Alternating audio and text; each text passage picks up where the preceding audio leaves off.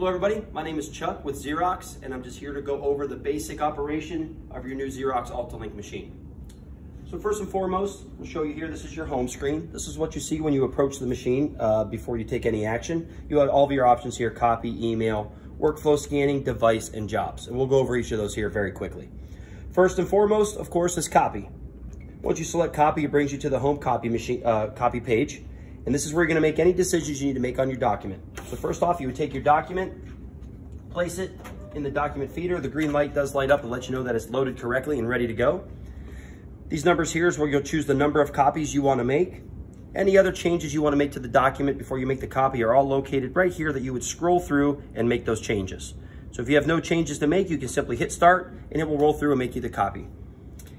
For example, let's say you need to make a two-sided copy.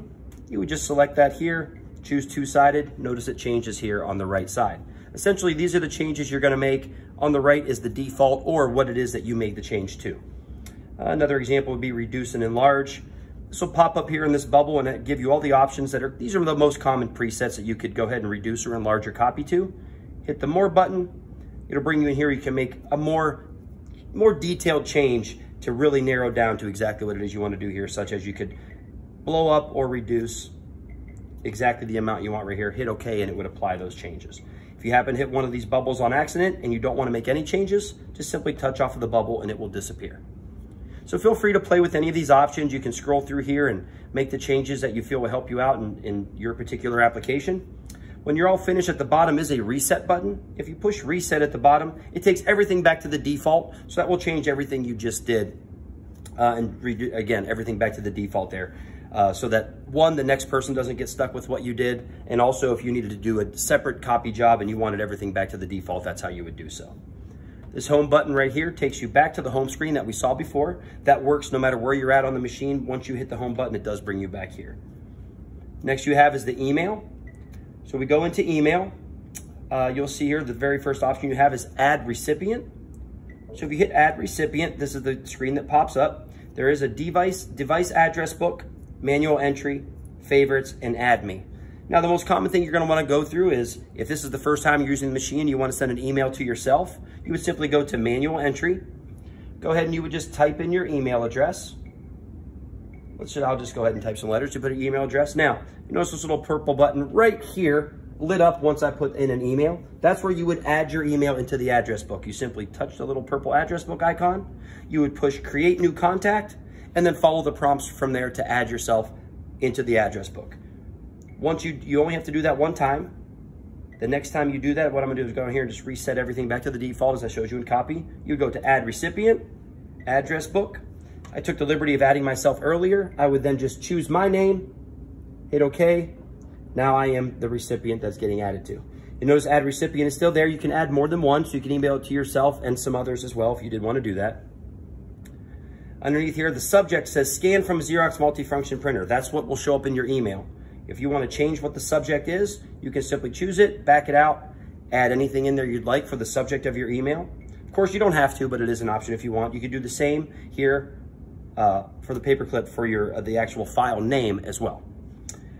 PDF can be changed to a different file type just by simply choosing it. Choose whichever file type you would want to change it to for whatever reason, and you're all good to go.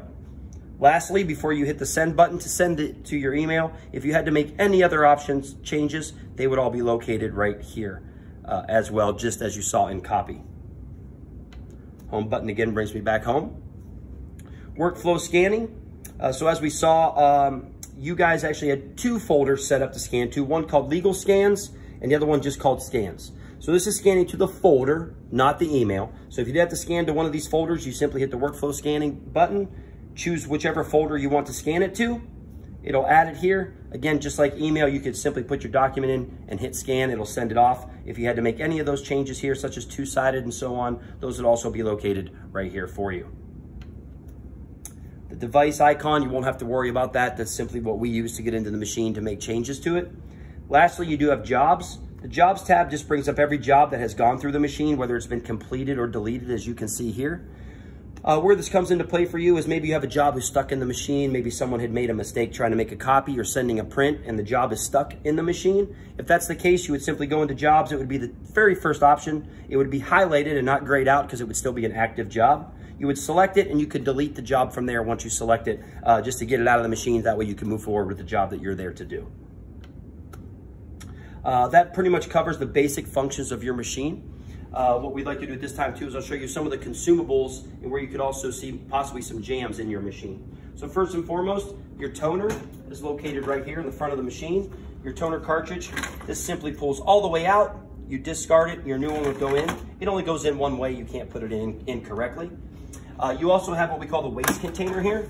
This container pulls all the way out. This does fill up eventually with some toner dust. So at some point it will get totally full and you have to replace it. You just discard that, the new one slides right in as well. You'll notice these all have this nice peach color to them along with these little tabs on the side. Anything that has that peach color means that it is a consumable that can be changed by you, the customer. That can save you time versus having to call out a technician just to do some basic replacements. For example, since this is peach, I can turn this to the unlock position. These tabs are also peach. That means you can pop this out. This right here is where you would change your drum of the machine. Simply pull that up and then hit your little switch. This pulls out, would discard. Your new drum simply pushes in the same way, lock it down, and you're good to go. Again, anything with the peach on it is something that you can go ahead and change yourself.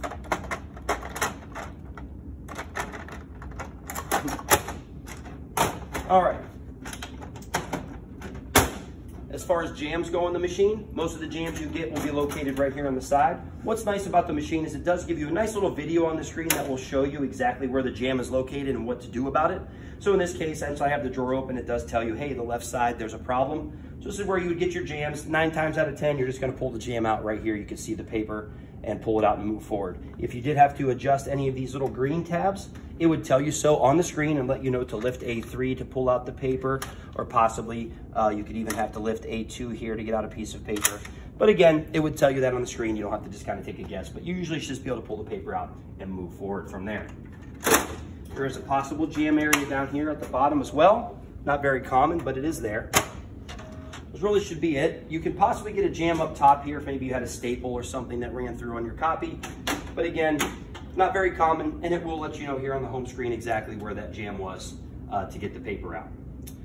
One icon that is not on the screen here would be a fax icon that I believe some machines you guys do have faxing on. If you did, it would be a green icon with the phone on it for fax, and it looks just like the email app. Once you open it, you would open up the fax app. It would have recipient. You would just manually type in your phone number, put your document in, and hit send. Looks just like the email app, so it shouldn't be too confusing for you. Pretty straightforward, just phone number and sending it off. That is basically the functions here for your new Altalink. Appreciate you watching. Have a great day.